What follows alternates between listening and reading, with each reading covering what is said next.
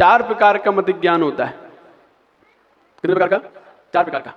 4 प्रकार के ज्ञान में पहला ज्ञान अवग्रह। अवग्रह ज्ञान, अवग्रह माने किसी भी वस्तु को बस एहसास होना कुछ है, किसी वस्तु का एहसास होना, दर्शन मात्र होना उसका कि वह है सफेद सा कुछ है, काले सा कुछ है, किसी भी रंग का कुछ अपन को एहसास होना ही समझ में नहीं आया वो क्या है, बस एहसास हुआ है कि सफेद सा कुछ है। हम छत पे खड़े हुए हो, छत पे हम दूर से देख रहे हैं तालाब में सफेद सफेद सा कुछ दिख रहा है, अब क्या है समझ में नहीं आ रहा, तो ये क्या कहलाएगा? अवग्रह। अनिर्णीत ज्ञान है ये, अभी निर्णय नहीं हुआ है, इसे अवग्रह कहते हैं। ईहा, अवग्रह के बाद ईया होता है। तो ईया मतलब उसमें निरंतर तर्क लगाना कि सफेद सफेद हिल रहा है कि नहीं हिल रहा, यदि हिल रहा है तो कहीं पतंग तो नहीं है, सफेद कोई कपड़ा तो नहीं है, जैसे कोई सफेद पक्षी तो नहीं है, क्या है? अब वो तर्क लगा रहा है, ये भी ये हो सकता है या वो हो सकता है, ये तर्क से चिंतन कर रहा है वो, इसे कहते हैं ईहा। ईया वर्णी क्षोभसम। इसका जिसका जितना ज्यादा ईया वर्णी कर्म का क्षोभसम होता है वो उतना ज्यादा उसमें अंदर गहराई में सोच पाता है, तर्क लगाता है, अंदर डूबता है, खोज कर निकालता है क्या है ये। हर कोई नहीं, हर कोई तो बस देख के हाँ ठीक है क्या है। जो बच्चे, छोटे बच्चे आपने देखे हैं, उनके हाथ में कोई खिलौना पकड़ाया आपने और खिलौना पकड़ के वो देखते हैं और यूं देखते हैं वो देखते हैं और ऐसे समझ में नहीं आता तोड़ देते हैं, ये कैसे बज रहा है, इसके अंदर क्या है, समझना टैलेंटेड है। जो बच्चा खिलौना तोड़ दे समझना टैलेंटेड है, बुद्धिमान है, और जो बच्चा खिलौना देख के ऐसे करके रख दे डल बुद्धि है। इसके अंदर कुछ खोज करने की चाह नहीं है, ये देखना नहीं चाहता, जानना नहीं चाहता कि ये क्या है, इसके अंदर कैसे बज रहा है, कुछ नहीं है उसके अंदर समझ। तो जो बच्चे ये समझना कि खिलौना तोड़ रहे हैं और उसमें निकाल रहे हैं नई नई चीजें, तो समझना इंटेलिजेंट निकलेगा जी, इंटेलिजेंट। एक बार एक माता पिता ने अपने बच्चे की परीक्षा करने के लिए 3 चीजें कमरे में रख दी कि एक बड़े हुए क्या बनेगा, और कमरे में 3 चीजें क्या रखी, एक पानी की बोतल रखी, बोतल रख दी एक, और एक किताब रख दी, और एक उन्होंने माइक रख दिया। अब देखते हैं क्या उठाता है, जो ये उठाएगा उसमें उसकी रुचि रहेगी, देखते हैं फिर उसके बाद बड़े को क्या बनता है। यदि बोतल उठाएगा तो शराबी बनेगा, किताब उठाएगा तो अच्छा विद्यार्थी बनेगा, माइक उठाएगा तो नेता बनेगा, वो अच्छा स्पीकर बनेगा। तो उन्होंने कहा कि देखते हैं क्या है, और छोड़ दिया उसे कमरे में अकेले, और दोनों बाहर आ गए। अब वो गया बच्चा कमरे में, तो उसने पहले किताब उठाई, किताब उठाने के बाद एक मुंह में बोतल लगाई और फिर माइक लिया। तो अब माता कहती अब क्या बनेगा अपना बच्चा, इसने सब उठा लिया। तो उन्होंने कहा अपना बच्चा नेता बनेगा, ये पढ़ेगा भी, पिएगा भी और सुनाएगा भी, खुद अपने जीवन में कुछ नहीं अपनाएगा। तो अलग तरीके से बच्चों की अलग अलग पहचान होती है कि बच्चा डल है या समझदार है, तो वो उनकी एक्टिविटी से समझ में आ जाता है। तो यहाँ पर हम बता रहे थे ईया। तो ईया में जब हम तर्क करते हैं, नई नई चीज खोज करते हैं कि इसमें कैसा है, ये कैसे बना, तो वहां पर उसने खोज किया कि ये सफेद सफेद क्या चीज हो सकती है, कपड़ा हो सकता है या कोई पतंग हो सकती है या कोई पक्षी हो सकता है, क्या है वो तर्क। ईया तर्क करने की क्षमता, चिंतन करने की क्षमता ईया कहलाती है। इसके बाद आता है अवाय। अवाय, अवग्रह ईया अवाय। अवाय का मतलब निर्णय करना। अब उसने निर्णय कर लिया, जैसे उसने देखा कि इसने जोर से ऐसे पंख उड़ाए फैलाए, वो समझ गया पक्षी है, निर्णय हो गया। कौन है ये? पक्षी है, बगुला है। निर्णय करने के बाद कभी भी उसको भूलना नहीं, हमेशा याद रखना, इसे कहते धारणा। धारणा में जो उतर जाए वो कभी भूलते नहीं है। जैसे हमने बताया था एक बार कि एक बच्चा था, उसकी माँ उसको बार बार रोक रही थी दीपक के पास जाने के लिए। दीपक जल रहा था, वो दौड़ लगा कर जा रहा था, क्या है ये जिससे रोशनी आ रही है, क्या चीज है, बार बार दौड़ लगा रहा था। अब वो माँ पकड़ के बार बार खींच रही थी, माँ मत जाओ, जल जाएगा, जल जाएगा, लग जाएगी। अब वो नहीं मान रहा, वो बार बार जा रहा। अब उसकी माँ उसको बार बार रोक रही। तो कुछ देर बाद क्या हुआ कि बाहर कोई आया गेट पे, तो गेट पे आया तो उसको वहाँ छोड़ के गई और कह गई कि वहाँ नहीं जाना, जाओगे तो जल जाओगे। तो ठीक है। अब वो जैसे गेट पे देखने गई और वो दौड़ के सीधे वहीं पहुंच गए, क्या है। तो जैसे उसने उसे पकड़ा, जल गया, जल गया। तो माँ लौट के आई तो वो रो रहा था, क्या हुआ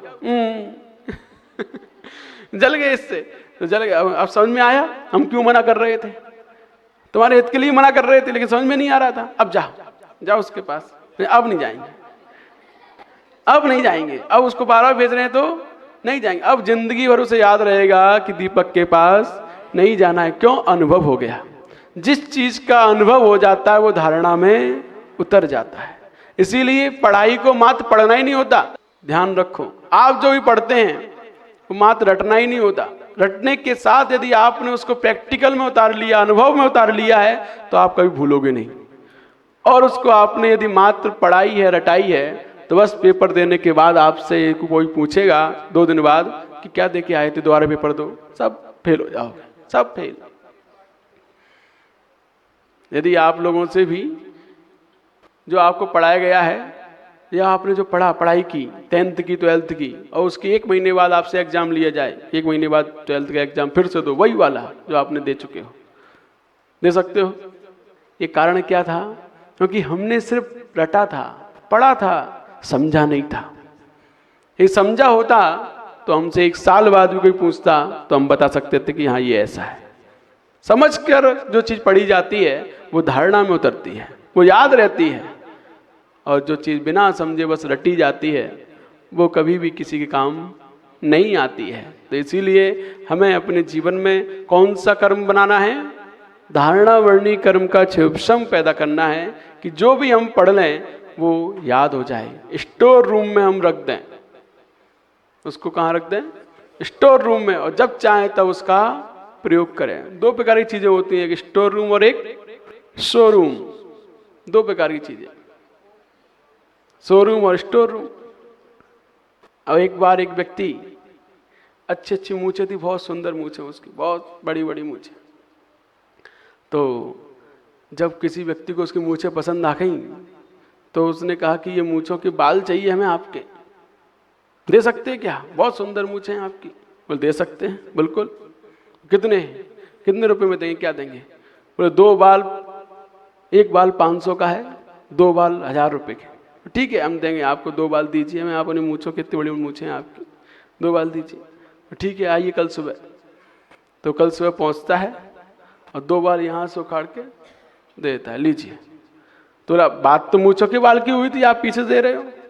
तो बोला ध्यान दो, शोरूम में माल दिखाया जाता है, दिया स्टोर रूम से जाता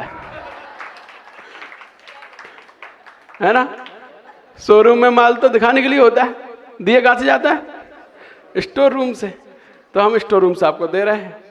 वो चुप रह गया बेचारा।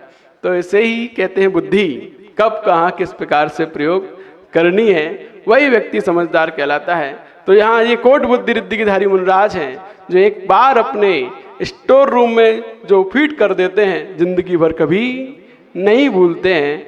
हम भी यही चाहते हैं कि हम जो भी पढ़ें हमेशा याद रहे, कभी ना भूलें। तो उसके लिए हमें इन मुनराज की रोज जाप करनी चाहिए। ओम ह्रीम अरम नमो कोट बुद्धि नम। हाँ, ओम ह्रीम अरम नमो कोट बुद्धि नम। इस मंत्र की जाप करके हमें इन मुनराज की रोज एनर्जी लेनी है। जो ज्ञान इनके पास है, जो क्षमता इन्होंने पाई है, जो धारणा वर्णी कर्म का क्षोभम इन्होंने अपने जीवन में प्राप्त किया है, अपने तप त्याग तपस्या से हम इनको नमस्कार करने मात्र से इनकी ऊर्जा को ग्रहण करेंगे, प्राप्त करेंगे और अपने जीवन में वह ज्ञान उपलब्ध करेंगे कि हम एक बार पढ़ें और कई वर्षों तक हमें याद रहे। लोग हमसे कई बार कहते हैं कि आपसे शंका समाधान में कुछ ही पूछ सब बता देते हो, सब बता देते हो। तो हमने कहा हम कहाँ बता देते, जो हमें आता हम वही बता देते। तो ये सब अपने जीवन में इन गुरुओं की जाप करने से, इनका स्मरण करने से, गुरुओं के प्रति बहुमान रखने से और ध्यान करने से धारणा वर्णी कर्म का क्षयोपशम बढ़ता हुआ होता है। हम जो भी पढ़ते हैं वो हमें कई दिनों तक याद रहता है। तो इसीलिए यह भगवान जो हमारे आज आए हैं, विदेश क्षेत्र में विराजमान हैं, आज ये मुनराज वर्तमान में नहीं है, लेकिन हम उनको यहीं से बैठे बैठे नमस्कार करते हैं उनके चरणों में, मन से, वचन से, काय से बारंबार नमस्कार हो। तो अब हम समझते हैं कि अपनी धारणा को बढ़ाने के तरीके कौन कौन से हैं। सबसे पहले बच्चों अब ध्यान दो, आप लोगों की बात है, मेमोरी पावर कैसे बढ़ाई जाए, क्या तरीके अपने जीवन में अपनाए जाएं जिससे हमारी मेमोरी पावर निरंतर बढ़ती हुई होती है। वो तरीके हमें समझना है और नोट डाउन करते जाना है। सबसे पहले किसी भी चीज को यदि आपको हमेशा याद रखना है, एक बार पढ़ने के बाद उसका अर्थ आना जरूरी है। अर्थ, उसका क्या मीनिंग है, क्या उसमें कहा जा रहा है, ये आपको पता होना जरूरी है। यदि आपको उसका मीनिंग, उसका अर्थ नहीं पता है, आप उसे याद नहीं रख सकते। तो कोई भी चीज याद करने से पहले आप ये समझ लीजिए इसमें कहा क्या जा रहा है, और उसको याद करने के लिए कोई अच्छा सा कोई कहानी या कोई उदाहरण यदि मिल जाए तो और अच्छा है। तो बहुत उस उदाहरण, उस कहानी के जरिए ज़्यादा याद रहता है, कई समय तक याद रहता है। तो इसीलिए हमें सबसे पहले कुछ भी चीज़ याद करना है तो पहले उसका अर्थ समझिए। बिना अर्थ समझे हम कुछ नहीं याद करते। जब आचार्य श्री हमें पढ़ाते थे, आचार्य विनम्र सागर जी, जीव कांड पढ़ाया उन्होंने, और भी बहुत सारी इष्टोपदेश, दिव्य संग्रह आदि बहुत सारे ग्रंथ जब उन्होंने शुरू जब ब्रह्मचारी थे तब पढ़ाए थे, तो हम गाथा कभी नहीं याद करते थे। पहले गाथा का एक एक शब्द का अर्थ देखते थे, इसका क्या अर्थ है, इसका क्या अर्थ है, इसका क्या अर्थ है, पूरा अर्थ मिला लिया। अर्थ मिलाने के बाद फिर हम उस गाथा को पढ़ते थे। तो प्रत्येक शब्द का अर्थ समझ में आता था कि इसमें क्या कहा जा रहा है, भले वो संस्कृत में हो, प्राकृत में हो, किसी में भी हो, लेकिन उसका अर्थ हमें मालूम है कि नानम माने ज्ञान होता है, नंसन माने दर्शन है, अवज्ञानम माने अवगाहना है। जब हमें उसका अर्थ मालूम पड़ गया तो तुरंत उसको हमने सेट किया, फीड हो गया।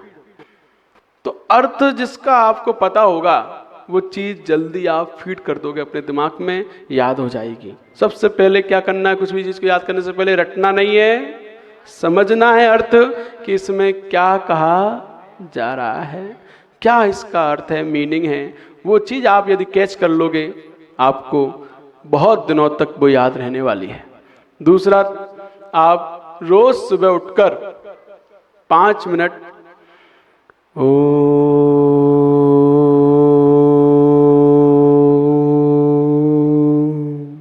इस ओम बीजाक्षर का उच्चारण करें। मन को आज्ञा चक्र पर कंसंट्रेट करें।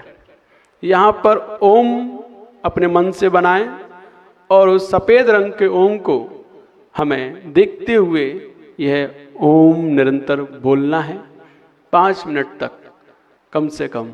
ज़्यादा जितना आप कर सको आपके ऊपर है, लेकिन कम से कम 5 मिनट आवश्यक है। तो इस प्रकार जब हम 5 मिनट अपने मन को कंसंट्रेट करते हैं, एकाग्र करते हैं अपने आज्ञा चक्र पर, यह आज्ञा चक्र जागृत होता है। जब ये डेवलप होता है, सेल्स चार्ज होते हैं। सेल्स चार्ज होते हैं तो हम शार्प माइंड बनते हैं, इंटेलिजेंट बनते हैं, बुद्धिमान बनते हैं।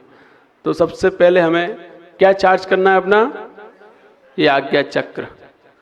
ये आज्ञा चक्र चार्ज करने के लिए यहाँ फोकस करना आवश्यक है। तो जब हम ओम बोलें तो अपने मन से यहाँ ओम जरूर बनाएं, सफेद रंग का, व्हाइट रंग का, क्योंकि व्हाइट रंग सबसे श्रेष्ठ है, जल्दी ऊर्जा कैच करता है। एक व्हाइट और एक गोल्डन, सुनहरा रंग, इन 2 रंग में आप ओम बनाएं, जिसमें भी बनाना है, और उसको फिर देखते हुए ओम का उच्चारण करें। आपके अंदर धारणा वर्णी कर्म का क्षयोपशम होगा, सेल्स चार्ज होंगे। जो भी पढ़ोगे इस ओम के बोलने के बाद जल्दी याद हो जाएगा। जो भी पढ़ोगे आप, क्योंकि पहले अपने मन को शांत करना होता है। और मन, आप यदि 5 मिनट ओम बोल दिया, पूर्ण रूपेण शांत हो जाता है। सारे विकल्प, सारे नकारात्मकता सब दूर हो जाती है और हम पॉजिटिविटी से भरकर जो भी पढ़ते हैं जल्दी ग्रहण करते हैं, जल्दी याद होता है। तो ये तरीका है, याद करने से पहले 5 मिनट ओम को जरूर बोलें और मन को कंसंट्रेट जरूर करें अपने आज्ञा चक्र पर, तब आप बहुत जल्दी याद करने की क्षमता को प्राप्त करेंगे। दूसरा तरीका, ये दूसरा हो गया। तीसरा तरीका, अब आपने जो याद किया है ओम बोलने के बाद उसको स्मरण करना कुछ घंटे बाद। जैसे आपने ओम बोला, ओम बोलने के बाद आपने पढ़ाई की, पढ़ाई करने के बाद आपने जो याद किया उसको 1 घंटे बाद आंख बंद करके बैठकर स्मरण करना कि मुझे कितना याद आ रहा है जो मैंने याद किया था। चेक करना, उसे रिकॉल करना। यदि आप रिकॉल नहीं करोगे और आपने उस समय पढ़ा और उस समय आपने देखा कि मुझे याद हो गया है और वहां जाओगे तो भूल जाओगे पेपर में। तो परीक्षा हॉल में इसीलिए लोग भूल जाते हैं, रिकॉल नहीं करते उसे 1 घंटे बाद या 3 घंटे बाद जब भी आपको समय मिले उसे रिकॉल करके जरूर देखें कि मुझे कितना याद आ रहा है। और जितना याद आ रहा है उसको फिर लिख कर लिखें उसे नोट डाउन अपनी कॉपी पर, उसको लिखें जरूर। और लिखने के बाद उसे मैच करें अपने आंसर शीट में कि मैंने कितना लिखा है और कितना सही लिखा है। जहाँ जहाँ हम भूले हैं उसको फिर से रिवाइज करें, रिपीट करें, याद करें और उसके बाद किसी दूसरे को जरूर सुना दें, सबसे अच्छा तरीका। और जब भी याद करें तो एक अच्छी बात जो जिससे जल्दी याद होता है, बोल बोल कर याद करें। आपके कानों को आपकी आवाज सुनाई देनी चाहिए। आपके कानों में उस वक्त कोई दूसरी आवाज नहीं होनी चाहिए जब आप याद कर रहे हैं।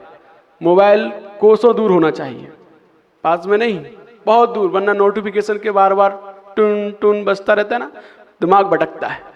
तो मोबाइल के नोटिफिकेशन बंद हो, मोबाइल दूर हो, उस समय हम अपने मन को एकाग्र करके, कंसंट्रेट करके, फिर जब हम जो पढ़ते हैं बोल बोल कर पढ़ें तो हमारे कानों में सिर्फ हमारी आवाज आती है और किसी की नहीं आती है। तब ये मन हमारी जो हम सुना रहे हैं उसी चीज को ग्रहण करता है, एक्सेप्ट करता है और फीड हो जाता है वो दिमाग में। जैसे कि हम आपको यहाँ याद कराते ना, पहले क्या कराते हैं, ओम, पहले 3 बार ओम बुलवाते हैं, साइलेंट पूरा माहौल, आपका मन शांत, और उसके बाद आपको याद कराया जाता है, तुरंत याद होता है यहीं पर।